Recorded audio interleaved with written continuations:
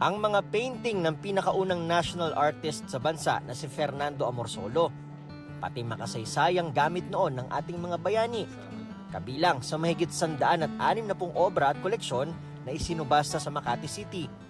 Mayroon tayo ngayon, maraming tayong mga historical artifacts galing sa koleksyon ni Dr. Ambeth Ocampo. Marami talaga tayong mga collectors. So, magkaiba yung classification ng mga namimili natin.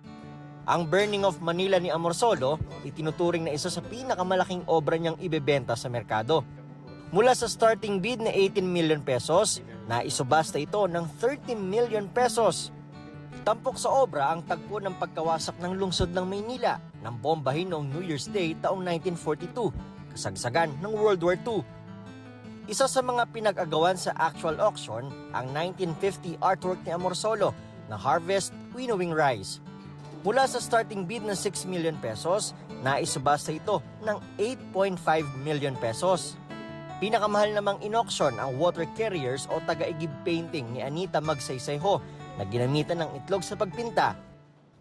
Ito yung third egg tempera na ginagawa niya. So egg tempera ang pinaka-rare sa mga gawa niya. Probably mga less than 20 yung mga pieces ng egg tempera. 20 million pesos ang starting bid nito. Naisubasta yan ng 50 million pesos.